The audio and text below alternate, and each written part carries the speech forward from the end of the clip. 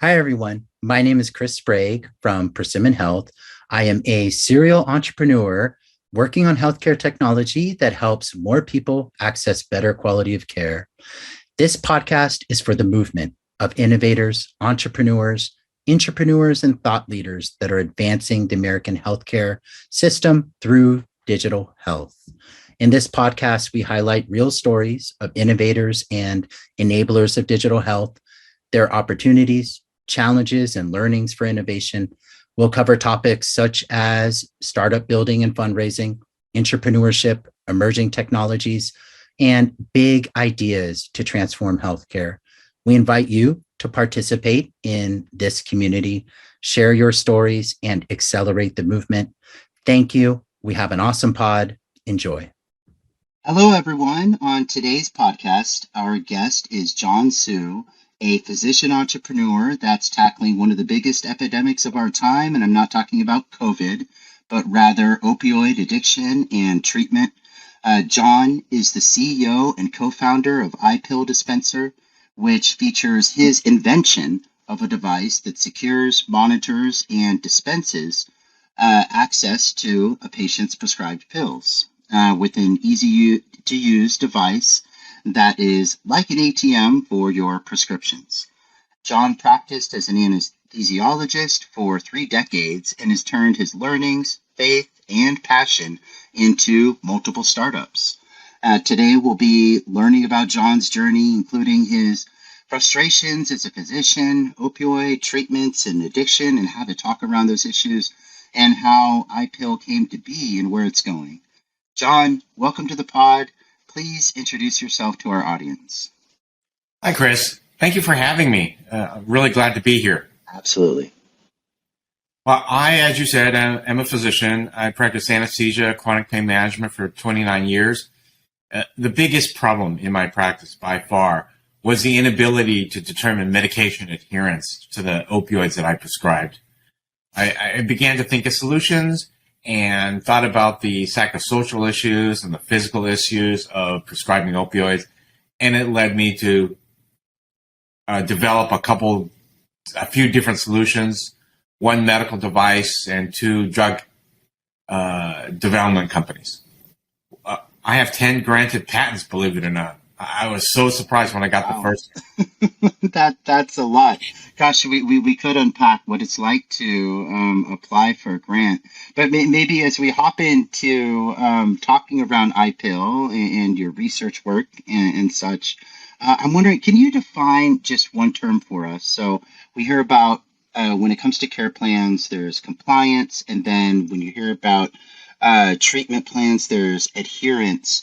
What is adherence? So when I examine a patient and figure out what potentially the problem could be, I prescribe either medications or things that the patient can do. So that means that ability of the patient to do what I prescribe to them for medical treatment is called compliance. Adherence is how often they comply and do what is prescribed to them. Got it. So there is a compliance with a plan, as in, are you going through all of the activities to treat yourself? But then adherence is, are you doing it with the frequency and consistency that you have been prescribed? That's correct. Okay. Great. Now, you are a physician turned entrepreneur. Can you tell our audience, and physician entrepreneurs is a big part of our audience, about your journey from physician to entrepreneur? Well, it really first started after I was in practice, and there were always problems, in my practice. And as physicians, we try to improve the situation. We always try to make things better. And we're problem solvers by nature. So the problems in my practice, I tried to figure out solutions. And as I matured in my practice, there were always bigger problems that were plaguing my practice. With the opioid crisis getting worse and worse, we started figuring out how to improve my practice and improve the big picture of the opioid epidemic as well. Right. And let's see, en route, I know from our previous conversation, you did some things that some physicians don't do, like, for example, invest in real estate. And in part, that's allowed you this flexibility to work on things that you're passionate about and that you know are going to impact the lives of patients such as you treat. Can you tell us a little bit about that, waypoint in your journey? Well, I actually became a physician first, and being in practice, there's a lot of stress.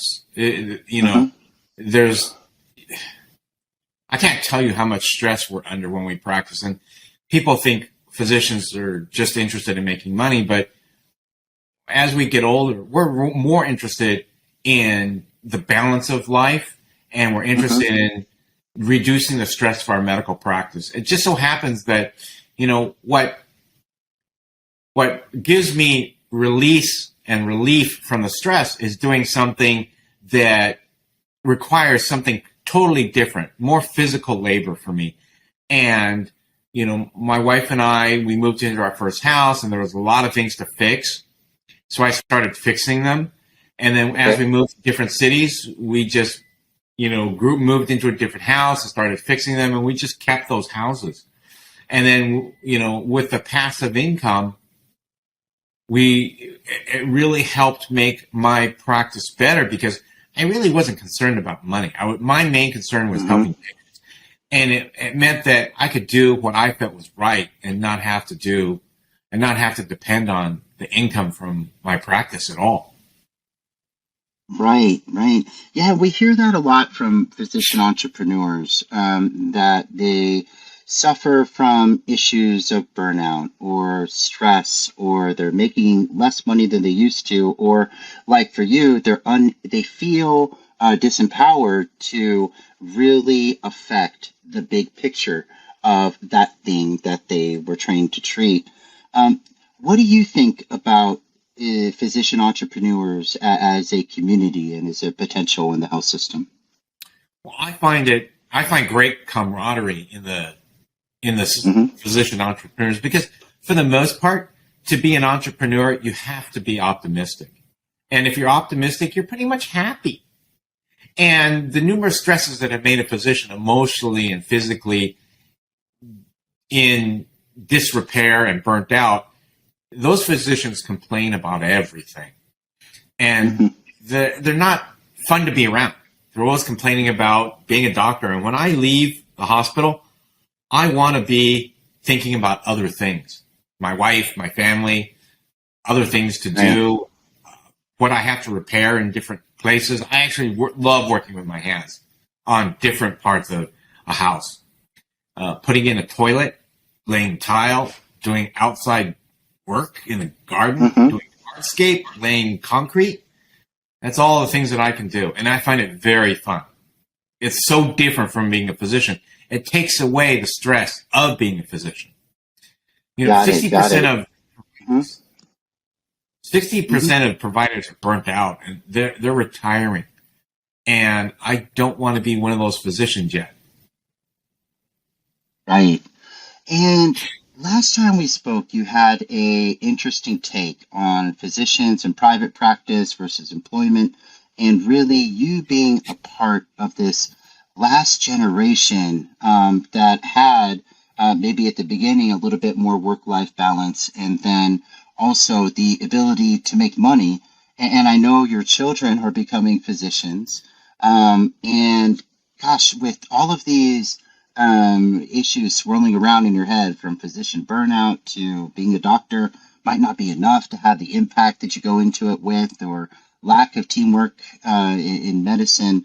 I'm just wondering if we can unpack that a bit, because half of our audience are actually not from a medical background, but they're building things for people in medicine. So it helps them to understand. But just talking about physicians, why would you say your generation has been the last to make money in private practice? That's a good question. I think it's because the employment issue. Most doctors now are employed, and that means that they come out of medical school with an average of $400,000 to $500,000 in debt, and then they begin to work hard, and their marriage suffers, and they end up in divorce. So a lot of physicians just aren't happy, and so they try to they give personal sacrifices for a career in medicine to contend with the disruptions in their lifestyle. So most doctors now just want to be employed. The older doctors, their parents were doctors, and they were able to pay for their kids' education, so the kids weren't in debt. So there was less financial pressure to make money, because sometimes when I first came out of residency, I was making $11,000 a year, and I had probably a $1,400 loan payment to make. So I had about $30 for the week to eat. So I remember this. This is kind of funny, but there was a place near me that had a small hamburger, a French fry, and a small Coke for 99 cents. And that was my meal for most days. Wow, that's about $9.95 today, I would say. You look at physicians now. Medicare is going to cut physician reimbursement by 4.3%. And then you add in inflation, and it's 9.5%. That means doctors are behind the ball 13.8%. That's a reduction of their reimbursement. You ask anyone if they're going to take a 13.8% cut year after year, and no one's going to want to be a doctor anymore. No, and this has to be frustrating to physicians. And we all know the U.S. has a healthcare spending problem to the tune of $4 trillion, I believe, last year, growing at 10%. And yet the net take-home pay for doctors is only 10% of all of that spend in healthcare. And it just seems like something has to give, because now most of the money is being siphoned out in different parts of the healthcare system, some necessarily administrative, but some clearly overhead and people in the middle. And then you have to deal with burnout, and you have less pay. But let's unpack burnout just a little bit. What is causing physician burnout, that 60% of healthcare providers? Well, the biggest issue right now is government regulation and probably investment in the healthcare field. People who are investing in the healthcare field, what they're doing is they want to make more money. So the first thing they do is they're going to cut reimbursement for physicians and cut staff. So now you cut nurses. There's a big, huge nursing shortage. So doctors don't have enough help. They don't have enough nurses. They get less reimbursement. Government regulations are telling them what to do, what they can prescribe, and you have less autonomy. So you're basically being told what to do and not being paid for it. You can't do what we're trained to do, which is do no harm to patients and treat patients to the best of your ability. You're being told to give patients second-rate care, which to me, very, very difficult to fathom, because malpractice is always looming. You don't give the best care, and you say it's because the insurance company told me that I couldn't do the best care, or the government says you can't do the best care. That's no defense for a lawsuit. You're on the hook. You can make $100 taking care of a patient, but be on the hook for $10 million.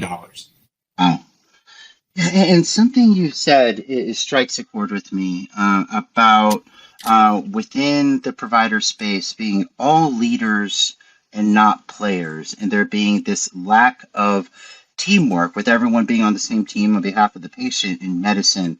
Can you elaborate a little bit about those kind of teamwork challenges, or really just that feeling that there's a lack of teamwork? I started a few years ago. There was something that people were pushing through, patients first. And Okay. it became such that many in caring for patients who were not physicians were telling that we're protecting patients from physicians who are not doing what they should be doing. A case in point is something that the Joint Commission on Accreditation of Healthcare Organizations did. They said that pain is the fifth vital sign. We thought as physicians that opioids are addictive, but there was some paper, abstract, not a complete paper, that said doctors should treat every single pain. No patient should be in pain. So everyone said, if you don't treat pain, you're a bad doctor. People were sued. But doctors, we know, we have history. We have evidence-based medicine that we practice. And we remember the opioid wars in the 1830s, 1850s. Clear evidence that opioids are addictive. And it's how doctors are scrutinized when they're doing the right thing and told they're not doing the right thing. And that really causes burnout because there's a conflict.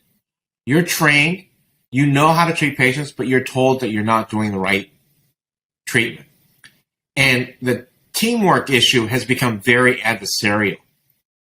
The government regulations, EMR, employment issues, patient satisfaction scores, that whole ball eats away at a physician's autonomy. For instance, for patient satisfaction scores, if a patient comes to me as a pain physician and says, "Doctor, I want more opioids," and I say, "Well, you don't have pain. I think you can do other things instead of getting opioids first," and I've had more patients say to me, "Well, if you don't give me opioids, I'm going to give you a very bad satisfaction score. I'm going to complain to the administration." Well, that affects my reimbursement.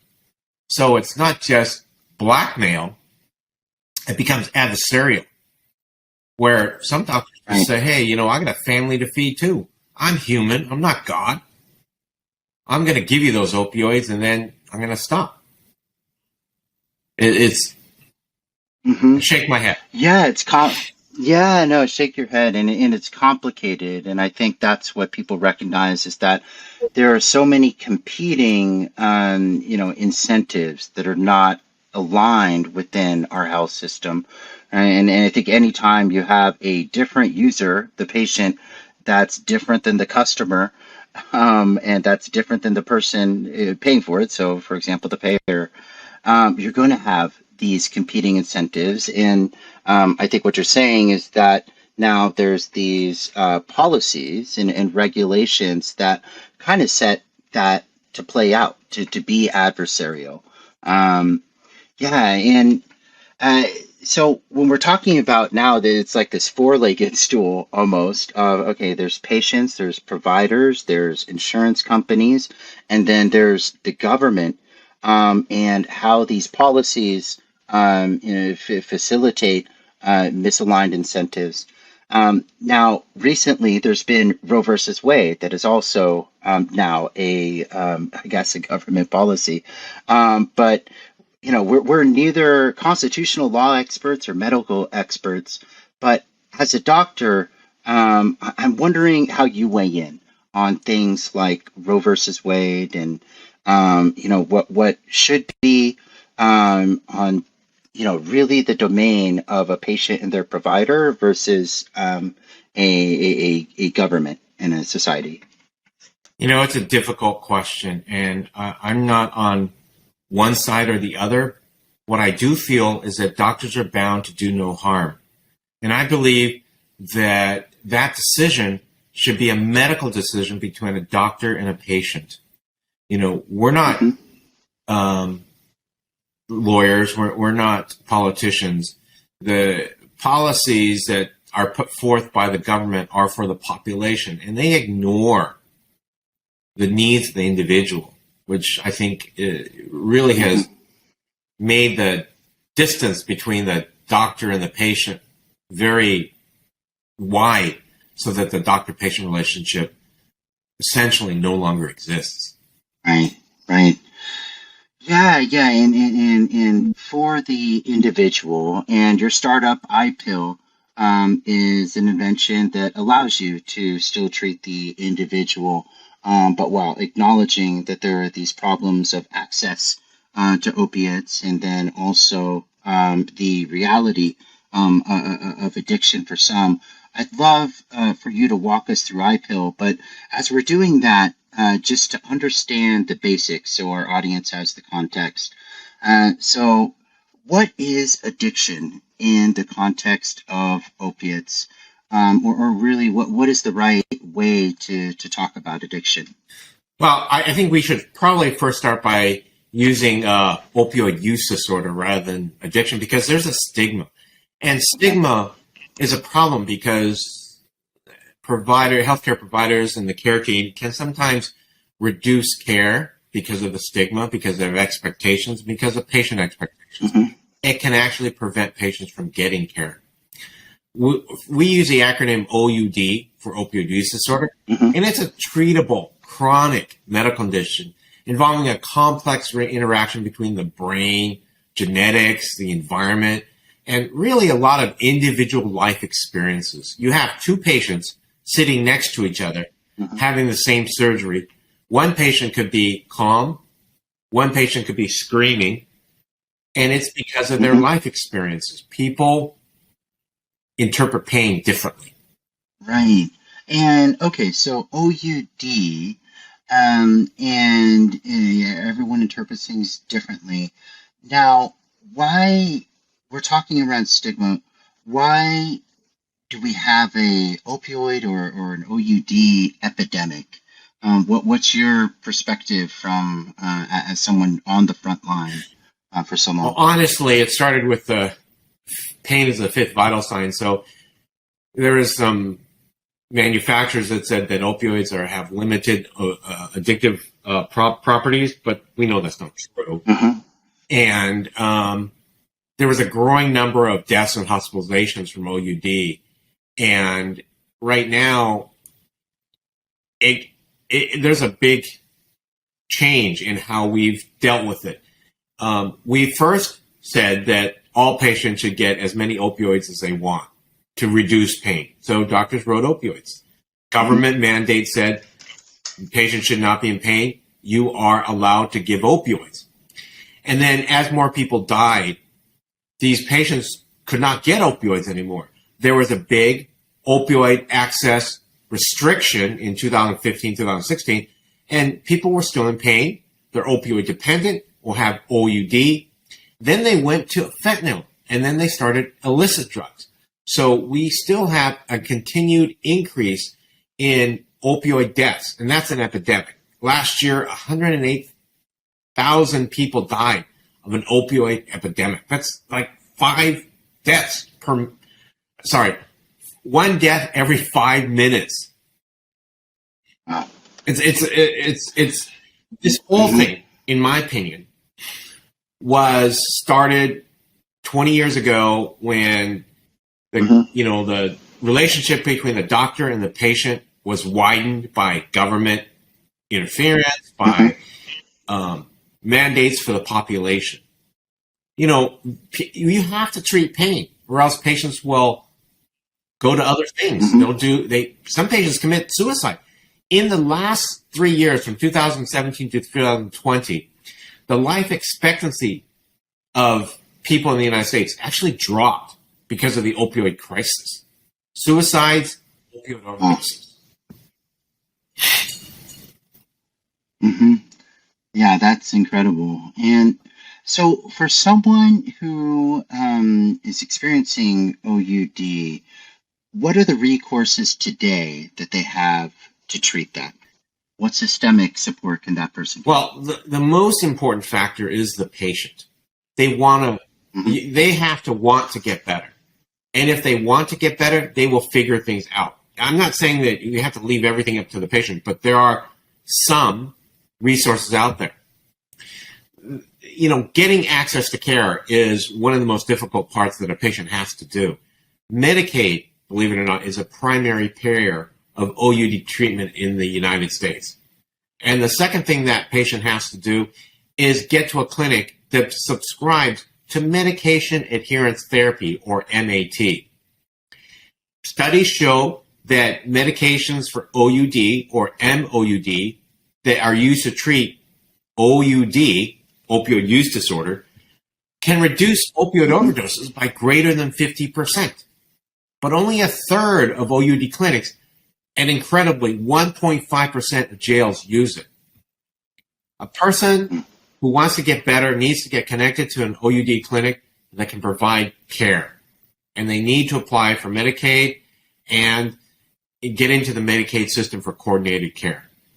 Mm-hmm. Right. And so you have the opportunity, as we've talked around, to kind of work on what you want, what you're passionate about, and what you think will impact people's lives, for example, for OUD. And I'm wondering, as you're building these startups, what is the investment climate in general for startups that are working on opioids? The climate, I would say, is very frigid. The opioid litigation against manufacturers, against distributors, against pharmacies, against physicians. If I write for opioids and there is not a valid reason, I can actually lose my license. What business? And we are all a business. Doctors are a business. All the manufacturers, distributors, we're all a business. With the multi-million-dollar opioid litigation, who wants to take the risk of investing in a company that brings on billions of dollars of future liability? And no one's doing research on pain medicines anymore. Everyone talks about litigation and the money for patients that are opioid dependent or who have OUD. I think there's a lot of people in between there that can get a lot of money. Right. And as far as people seeking treatment and then being able to actually give and monitor that treatment, I know some people hypothesize the roadblock is the criminalization of drugs like opioids. What do you think about decriminalization of drugs, in particular related to OUD? And how do you see it playing a part or not in properly treating addiction? That's a tough question. It involves lots of parts. Decriminalization of illicit drugs. I know that Portugal has done it, but decriminalization of prescription opioids, that's already here. The issue is, and my problem is, that even though opioids are triple locked in the hospital, dispensed by nurses who are actually supervised by pharmacists, these same prescription opioids are sent home with patients that have no security or no dispensing controls. I think a simpler solution would be to use technology to give patients the ability to use opioids safely at home. If we were able to securely store, actively control dispensing at home, and remotely monitor, and this is very tricky here, remotely monitor medication adherence at home, and we were able to destroy tablets once a prescription had expired, we would have fewer misuse and diversion of prescription opioids. People would get their pain. It's like we have lots of cars on the road, and they kill many, many people. But we have traffic laws. We have traffic signs to reduce death from car accidents. We don't have anything like that for opioids at home. Yes, and I think we should hop into iPill in just a second, because I think you directly answer a lot of those problems that you're talking around. But one of the solutions you mentioned is remotely monitoring. And just for the context for our audience, what is remote therapeutic monitoring and how does it work? So for iPill, what it means is that when a patient takes the pill, we know it's the prescription holder. So we use a face print to make sure it's the person who we prescribe the medication to. And we can only allow them to take the medication as prescribed, only at the prescribed dose and time. So that means that the medication that's being given to them is only for that patient. And if they don't take it, a message is sent to the care team so the care team can know and can text, call, or bring in the patient for a in-person visit. Or actually, now with COVID, one of the good things that came out of COVID was telehealth. Mm-hmm. We can ask for a patient to go on telehealth, and we can see the patient, talk to the patient. Many patients now, they want care on demand. They don't want episodic care. I mean, when I had a pain clinic, that my wait times were 4 weeks, 5 weeks. And if you want your opioids now, and you have to wait 4 or 5 weeks, the chance of relapse, the chance of overdose is very high. Today, with care on demand, that's what we're providing with iPill Dispenser. Mm-hmm. Right. So there's RTM and then care on demand, telehealth. So telehealth was blessed into CPT codes that could be reimbursed, in particular during the pandemic. That's following CCM in 2015 or so, and then RPM has been similarly blessed, and now we have RTM CPT codes that I guess were this year fully standardized. Was that kind of like one of the missing components to really getting people to uptake the solution? And when we're talking about therapeutic monitoring, incentivizing the right things to do when you're providing care, which is monitoring whether someone is adhering to that plan. Absolutely. I mean, remote therapeutic monitoring codes, RTM, that started January 1, 2022. And, the thought process is that lack of medication adherence costs the country $105 billion a year. 1 in 5 prescription overdoses is not filled. 50% of patients don't take their prescriptions as prescribed. They either take it too often, as in the case of developing OUD, or they don't take it at all, or they take it at the wrong times.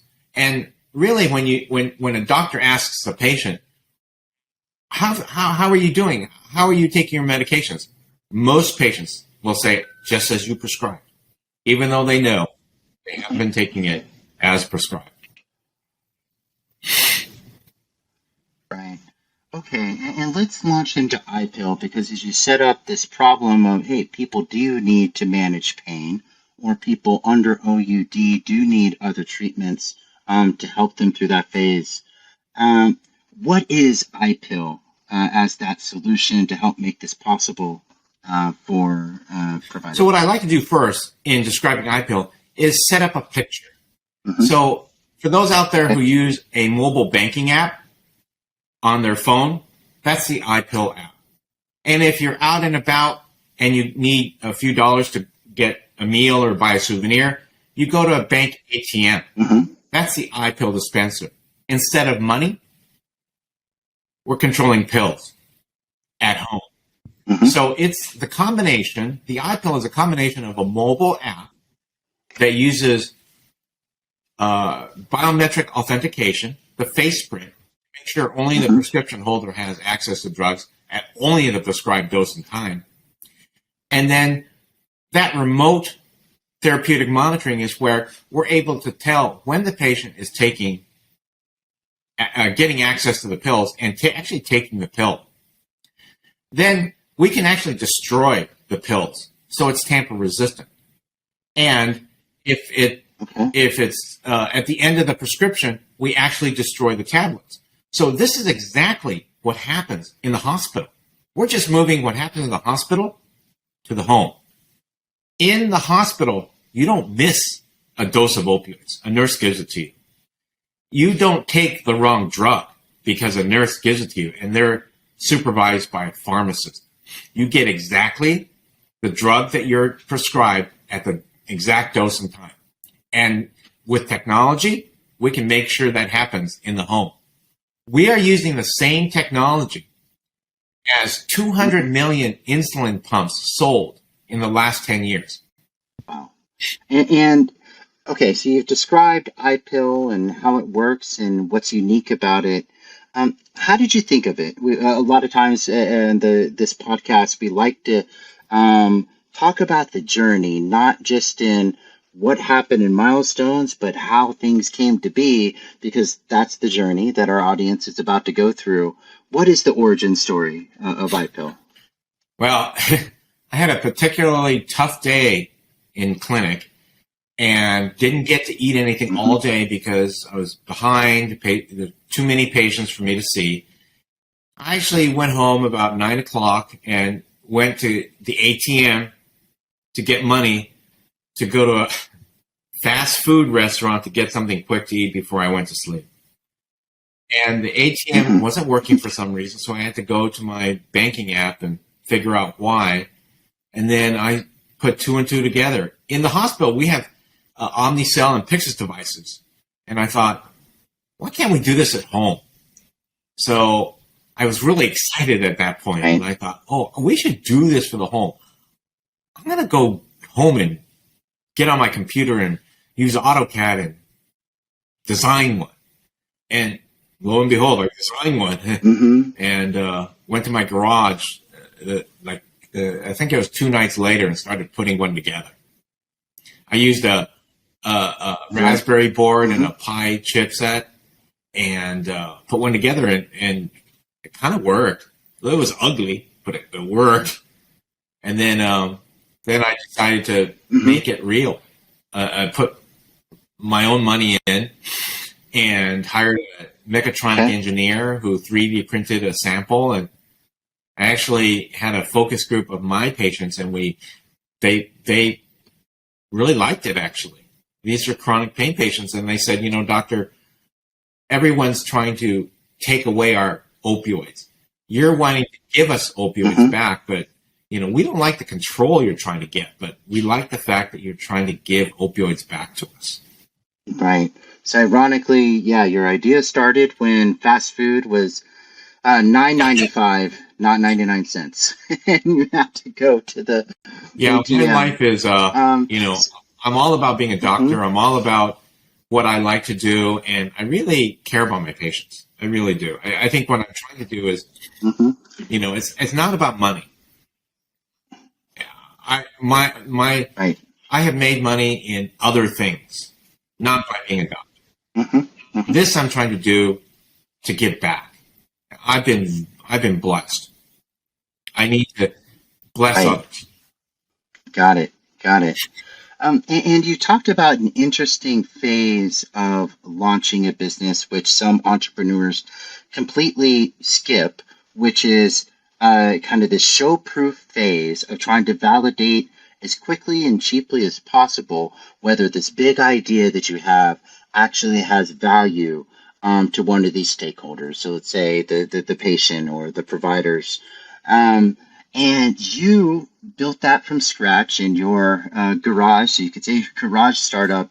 Can you talk about what you were thinking around when you were prototyping this? I don't know if you came out of medical school knowing how to program a Raspberry Pi, but I'm just wondering what were you thinking around? What do I need to validate with people before I go ahead and make this a company? Well, having a good idea is fine.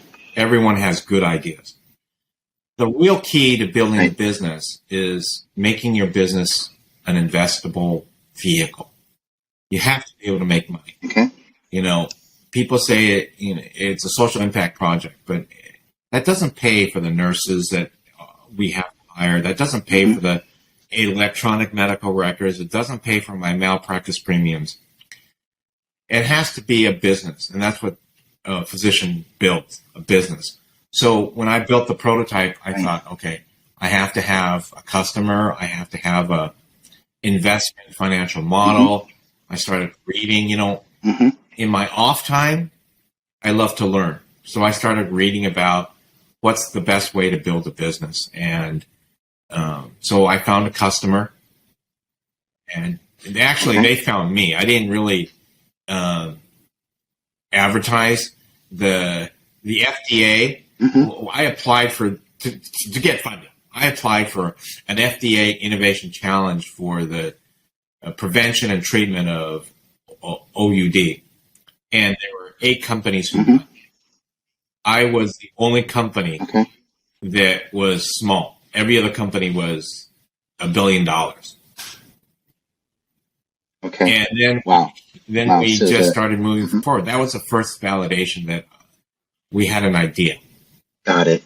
Yes. And then, okay, so the need to validate that something has value, that's something that a lot of people underestimate.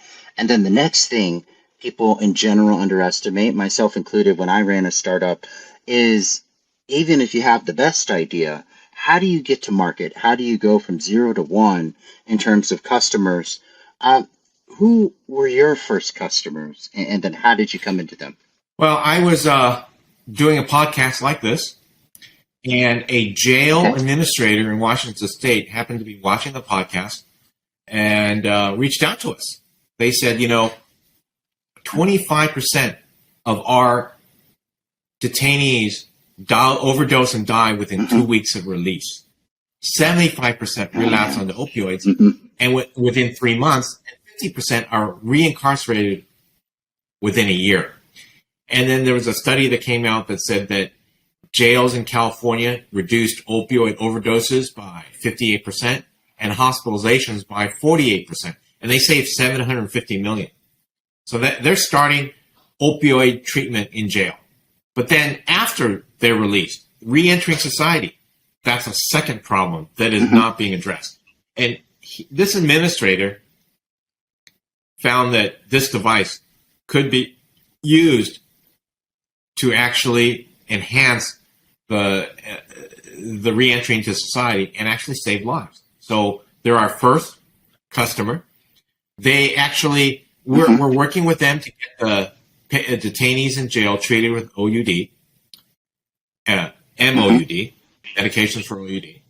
And then we're working with them to actually give them the iPill dispenser and drive them from release point to the induction point of an OUD clinic. So there's no loss. There's no loss of the patient or detainee to loopholes. The detainee is put right into the system right away. So there's no loss of the detainee into the system. Got it. Because one thing at the jail, there is a bar across the street from the jail. In that bar, you can buy drugs, alcohol. 85% of jail detainees have some sort of substance use disorder or opioid use disorder. It's a marginalized population that's totally ignored because people throw them in jail and they don't realize, and they think that's the treatment of OUD, a chronic medical condition they're treating with jail, not drugs. We know that the evidence is there. Drugs actually work. Reduction of overdose deaths by 50%. Abstinence, it doesn't work. You have an 80 to 90% fail rate with abstinence. You have to use drugs, but you can't just use drugs. You have to use drugs, and you have to have psychosocial support. Yeah, you may have to get them housing. You may have to get them an address, a cell phone. You may have to get them a job. You may have to get them food. You have to treat these patients holistically with psychosocial support and the physical support of reducing cravings and reducing withdrawal symptoms so that you reduce relapse and OUD and overdose death. Right. And when we last spoke, you talked a little bit about the holistic support. I mean, it would be easy for iPill to stay in its kind of swim lane as the device that remotely monitors access. But you've expanded a bit beyond that and such with, for example, the dashboard. Can you talk a little bit about that? Like what holistic support you provide through you or your partners? I like to use analogies and I like to paint pictures. So our phones today allow us to gain knowledge from the internet, pay bills, make reservations, buy theater tickets. More importantly, it allows us to enter our home. It allows us to start our car. And it's going to be a more and more important part of our lives. No one loses their phone. 95% of the population, according to Pew Research, has a cell phone. 90% has a smartphone nowadays. So that means that it's an integral part of our life. So what we're trying to do is, if you have to take your opioids once every 4 hours or once every 6 hours, in between those times, if you have a craving, we can distract your attention to something else, a very addictive game. You know, some people liked, I forget the addictive games because I don't play them, but yeah, Angry Birds. If all of a sudden you're playing Angry Birds, you forget about your craving. So that's cognitive behavioral therapy. And then we can add other apps for acceptance, confirmation therapy, or even contingency management. If we know you're playing on the game and taking your drugs on time, we can give you $10, or we can give you a ticket. There was a paper that discussed contingency management success in Nicaragua, where they have a lot of drug usage. They gave $10 to people. 50% of the people who were given $10 stayed off of drugs in an environment, in a climate where illicit drugs are prevalent. Wow. And okay, so an administration at a jail identify the need for the social good of their population. However, we also talked about the need to align incentives within the health system in order for something to really be adopted. So, for example, pushed by providers, or in this case, the next step, which may be an OUD clinic. Can you just illuminate a little bit about the business model of iPill and how it helps align those incentives? So when a jail detainee is released, they're given a couple iPill devices. They're provided. And we drive the detainee from the jail to the OUD clinic. Recent studies have shown that the longer a patient is on Suboxone, for let's say a year, the chance of relapse and the chances of overdose deaths are greatly reduced. So no one's going to do anything for free. So we're providing the iPill dispenser to the OUD clinic. Then we bill Medicaid for the remote therapeutic monitoring codes. And then we rebate back $20 or so to the OUD clinic. So they have no upfront costs, and then they are able to make $20 per patient per month. So that's an incentive, a financial incentive to keep people alive. And as I spoke earlier, it's a great idea, but you have to make it financially sound so that people can stay in business. Got it. And these RTM codes have allowed for these incentives to be aligned. As in, got it. Yeah, that's great. And looking forward, what are the success metrics that you have in mind for iPill in terms of impact, in terms of business? Well, what we want to look at for metrics is really rates of medication adherence. We just want to make sure that the detainees are taking their drugs. They don't take their drugs, cravings, withdrawal symptoms, relapse, it just goes down the same path. But if we keep them on the Suboxone and we make sure medication adherence is there, and we look at the length of time in treatment for these people, and then we look at the effects of that, which would be reduction in relapse, reduction in reincarceration, and an increase in revenue for the OUD clinic, plus, believe it or not, we would probably study a reduction in crime in an area around where many detainees would live. And that's because we believe that because 50% of detainees commit a crime or commit a crime for drugs or commit a crime under the influence of drugs within the first year, we can reduce that. And we would look at the benefits to society. So again, benefits to the patient, benefits to the OUD clinic, and then benefits to society is what we're really looking for success metrics for the iPill. Got it. And as you mentioned before, the lifeblood of a startup is traction or growth or becoming an investable vehicle. And so when we talk around startups at Persimmon, we generally think at a few stages. One is showing proof that your idea has value. You did that with a prototype. The other is establishing that you have a viable product by getting it into the hands of customers and users and establishing that they'll use it and then they like it. And then the third is scaling once you know that you have something that people like. What is the future of iPill, and how are you thinking about your growth and expansion to being viable and scaling? Well, growth of iPill is going to come in three forms, really. Growth by greater use, growth by extended use, by using other medications in the iPill, and growth from additional product lines. Greater use will come from increasing sales to 3,200 jails in the U.S. and 14,500 OUD clinics we just simply haven't marketed to. We have one value-based OUD clinic that is just going to outright buy the iPill dispenser and give it to their patients because they see the value proposition. We have a fee-for-service OUD clinic. And we're probably going to end up selling, and just with these three contracts alone, 4,300 units a month. After that, we've been talking to the VA system. The VA, the Veterans Administration, has 208 clinics that treat 6,500 veterans, but there's 418 veterans who can't get access to OUD treatment. We've been talking to them about giving 418,000 iPill dispensers to those veterans a month.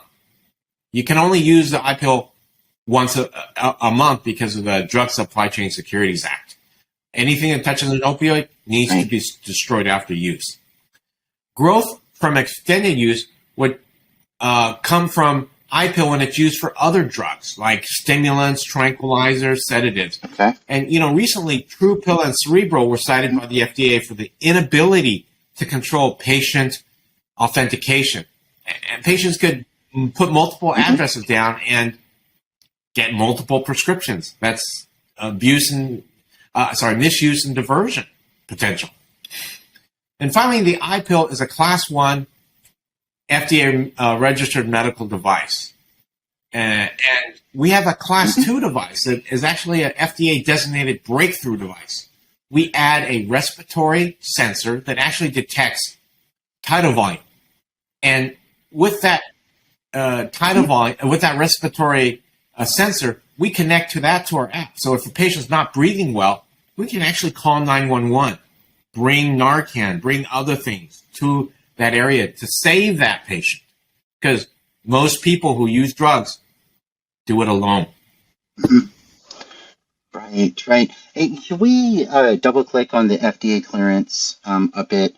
What is the difference between a Class 1 medical device, but then something that would be designated as a breakthrough device? We're a Class 1 registered medical device, which means that the risk of death from our device is infinitesimally small.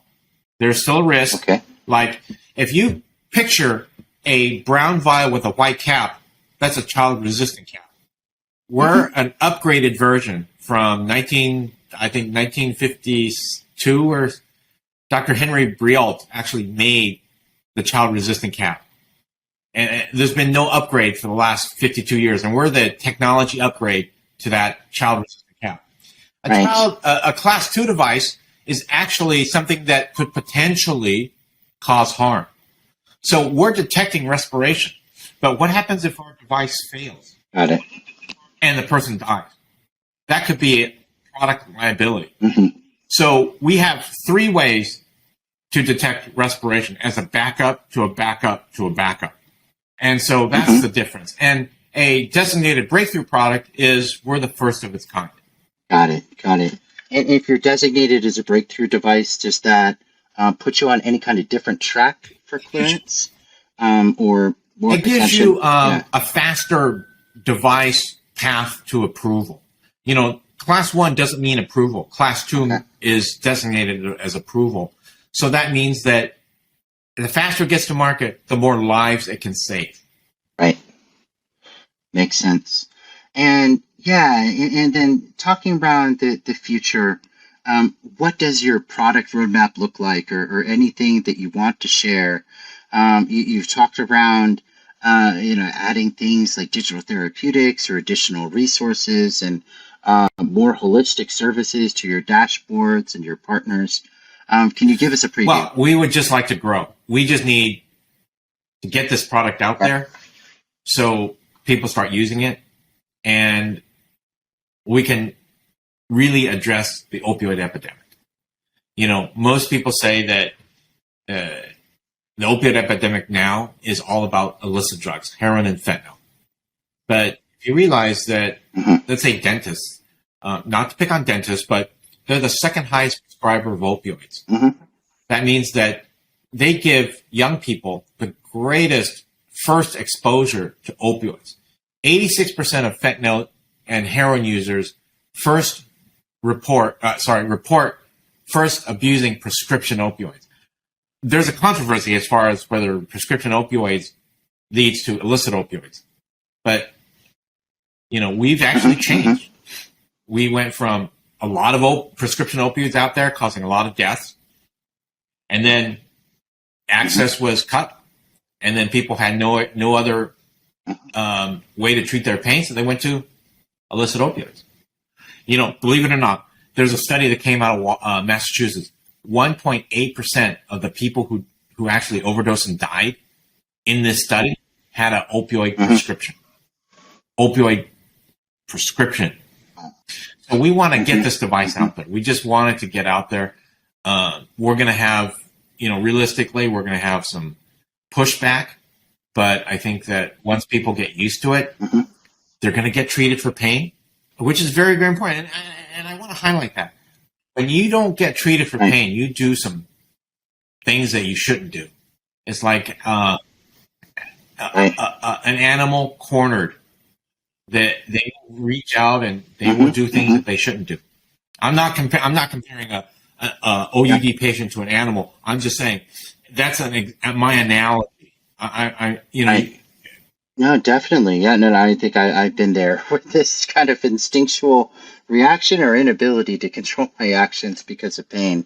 So I think you're right in that chronic pain is a root cause to a lot of problems besides just OUD. Absolutely. Okay, yeah, John, I think you're absolutely on the right track, and I hope you don't get much pushback. And in particular, the evidence that you're gathering from your initial customers, I think it's a great idea, and I think you do have a future as a startup. Now, what would your advice be to physician entrepreneurs and digital health startups in general, as they're getting off the ground, just kind of learning from things that you had to learn the hard way? I made a lot of mistakes. Buckle your seatbelts. You're in for a bumpy ride with highs and lows that'll shock you and rock you to the core. Doctors, we think we're smart. We think we can do everything. We don't know business. We had to learn. You have to have a good support system. I have an awesome wife, really, best wife ever. You have to believe in yourself that you are improving healthcare, and don't do it for the money. It's like that baseball story. You play the game, and when you play the game well, the money will follow. There are other easier ways to make money. My kids are fortunate because they don't have loans. So they're being physicians for the right reason. They're being physicians to help patients. Right. I got to hand it to my kids, though. They know what I went through, and they still want to be physicians because they feel that it's a very noble calling. And you don't have the financial pressure. You're doing medicine for the right reason. Yep. Yeah. In spite of your experiences, and you've been able to persevere and become an entrepreneur despite what different naysayers in your life may have said while you were a physician, or while you were thinking about becoming an entrepreneur, or even while you were investing in real estate? How do you handle naysayers in life? I used to handle it poorly. I used to be obnoxious and not very humble. And sometimes I still create those old things creep in.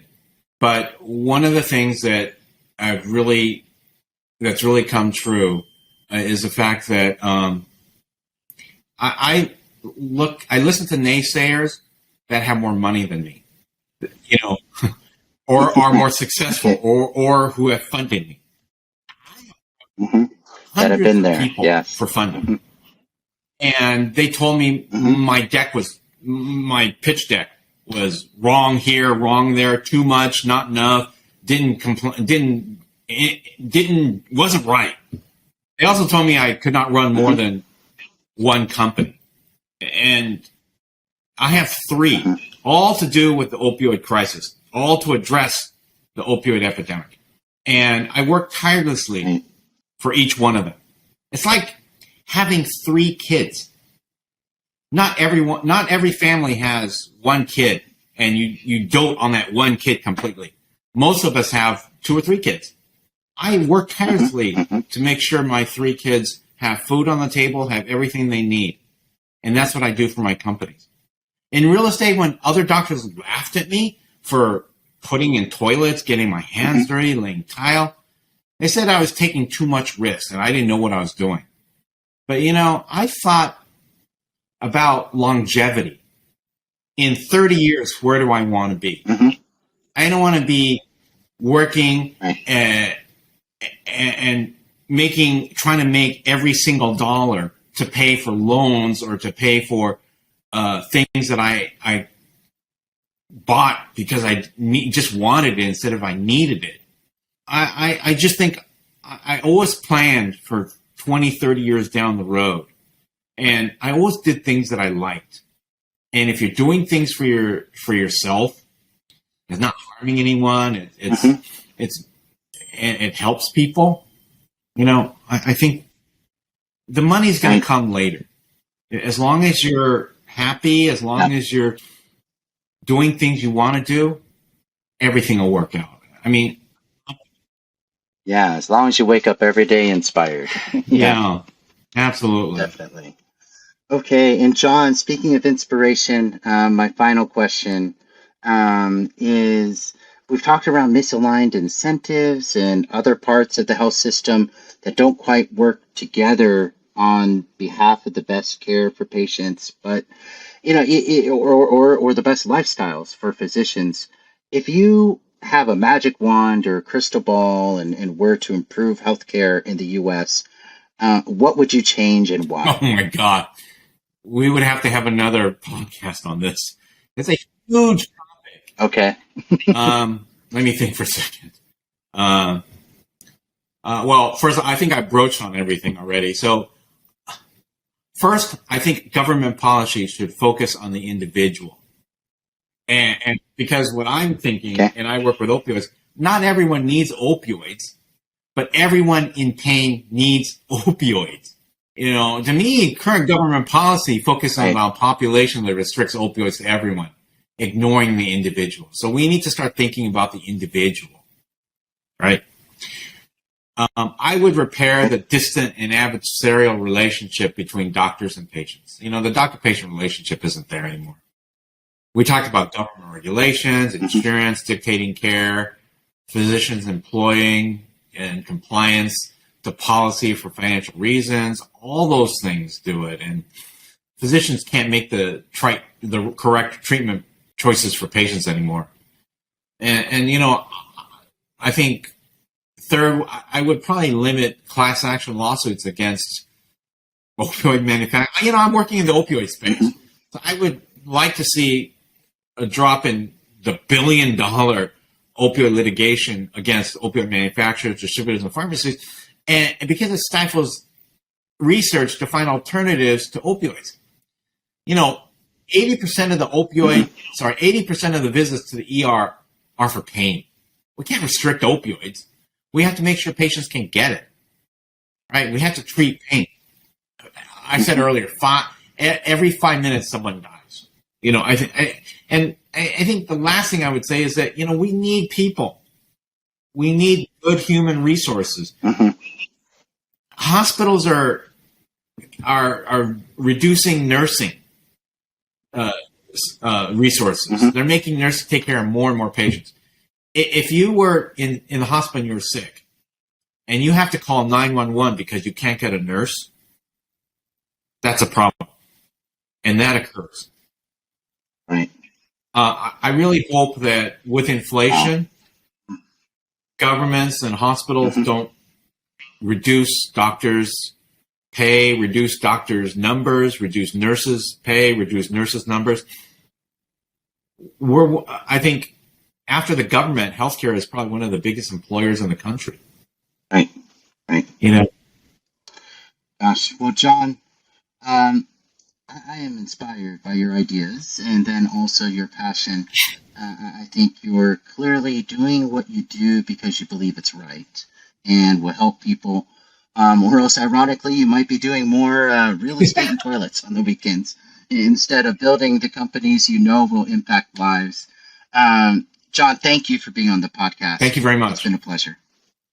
Thanks for listening to this podcast and being a part of this movement. This podcast is brought to you by Persimmon Health, an offering by Leapfrog Technology that's purpose-built to help innovators imagine, build, and scale digital health products. We're passionate about fixing healthcare and have worked on over 50 digital health products. If you want to share your story or want to work together, please shoot an email to hello@persimmonhealth.com. Thank you once again, and I look forward to seeing you on the next podcast.